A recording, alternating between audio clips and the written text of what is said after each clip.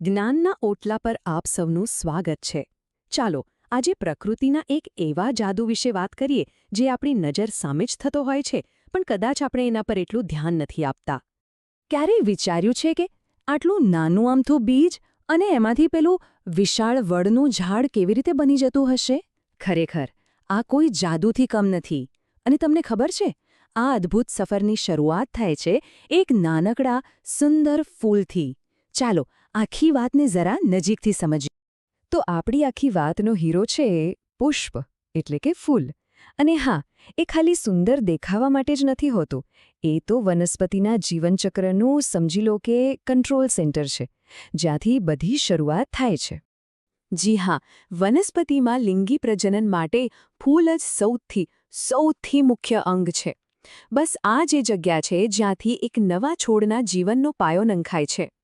અને સૌથી મજાની વાત તો એ છે કે મોટાભાગના ફૂલોમાં નર અને માદા બંને પ્રજનન ભાગો એક જ જગ્યાએ હોય છે.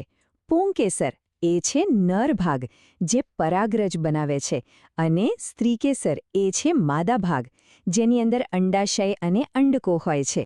ચાલો પહેલા પુંકેસરને થોડું ઝૂમ કરીને જોઈએ. એનો જે ઉપરનો ફૂલેલો ભાગ દેખાય છે ને, એને કહેવાય પરાગાશય. આ જે ફેક્ટરી છે જ્યાં પેલો પાવડર જેવો પદાર્થ એટલે કે પરાગરજ બને છે, અને આ નાના નાના કણોની અંદર જ નરજન્યો છુપાયેલા હોય છે. હવે વારો છે માદા ભાગનો, એટલે કે સ્ત્રી કેસરનો.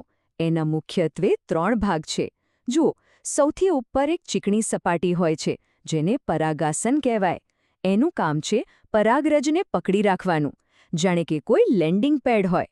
પછી એક પાતળી નળી જેવી રચના છે પરાગવાહિની, અને છેક નીચે ફૂલેલો ભાગ છે અંડાશય. બસ આ જ સુરક્ષિત જગ્યાએ માદાજન્યુ રહેલા હોય છે. ઓકે, તો હવે આપણને નર અને માદા ભાગો વિશે તો ખબર પડી ગઈ. પણ મોટો સવાલ એ છે કે આ બંને મળે કેવી રીતે? આ મિલનની પ્રક્રિયાને જ કહેવાય છે પરાગનયન. અને માનો આ એક બહુ જ રોમાંચક સફર છે. આખી પરાગનયનની પ્રક્રિયાને આપણે 2 સાદા સ્ટેપમાં સમજી શકીએ. સ્ટેપ 1, પુંકેસરના પરાગાશયમાંથી પરાગરજ છૂટી પડે છે. અને સ્ટેપ 2, આ પરાગરજ ઉડીને કે કોઈ પણ રીતે સ્ત્રી કેસરના પરાગાસન પર પહોંચીને ચોંટી જાય છે. બસ આટલું જ. પણ સવાલ એ છે કે આ મુસાફરી થાય છે કેવી રીતે? દેખીતી વાત છે, પરાગરજને કંઈ પગ તો હોય નહીં કે ચાલીને જાય. એને તો કોઈક મદદનીશની એટલે કે વાહકની જરૂર પડે છે. અને આ વાહક કોણ હોઈ શકે? એ પવન પણ હોઈ શકે, પાણી પણ, અને આપણા સૌના ગમતા મધમાખી કે પતંગિયા જેવા કીટકો પણ. જરા વિચારો, એક પતંગિયું ફૂલનો રસ પીવા બેસે, એના શરીર પર પરાગરજ ચોંટી જાય, અને પછી એ જ્યારે બીજા ફૂલ પર જાય, બસ થઈ ગયું કામ. અચ્છા, આ પરાગનયન પણ 2 રીતે થાય છે. જો પરાગરજ એ જ ફૂલના સ્ત્રીકેસર પર પડે તો એને કહેવાય સ્વપરાગનયન. અને જો એ ઉડીને કોઈ બીજા છોડના ફૂલ પર જઈને પડે તો એને કહેવાય પરપરાગનયન. બંનેના પોતાના ફાયદા છે, અને વનસ્પતિ જગત માટે બંને જરૂરી છે. તો પરાગરજ પોતાની મંઝિલ સુધી પહોંચી ગઈ. પરાગનયન સફળ રહ્યું. પણ હવે શરૂ થશે અસલી જાદુ. આ પ્રક્રિયા છે ફલન, અને અહીંથી જ એક નવા જીવનો પાયો નંખાશે. આ પ્રક્રિયા ખરેખર જોવા જેવી છે. જેવી પરાગરજ પરાગાસન પર ચોંટે કે તરત જ એમાંથી એક નાનકડી ટ્યુબ એટલે કે પરાગનલિકા બનવાનું શરૂ થાય છે. અને આ ટ્યુબ ધીમે ધીમે પરાગવાહિનીની અંદરથી રસ્તો બનાવતી છેક અંડાશય સુધી પહોંચે છે, જાણે કોઈ ટનલ ખોદાતી હોય. અને બસ આ જ ટનલમાંથી નરજન્યુ પસાર થઈને અંડકમાં રહેલા માદાજન્યુને જઈને મળે છે. અને આ છે એ જ જાદુઈ ક્ષણ, જે ઘડીએ નર અને માદા જન્યુનું મિલન થાય છે. એ પ્રક્રિયાને કહેવાય છે ફલન. આ બંનેના જોડાવાથી એક નવો કોષ બને છે, જેને આપણે વિજ્ઞાનની ભાષામાં ફલિતાંડ કહીએ છીએ. સમજી લો કે આ ફલિતાંડ જ આવનારા નવા છોડનું પહેલું વહેલું અસ્તિત્વ છે.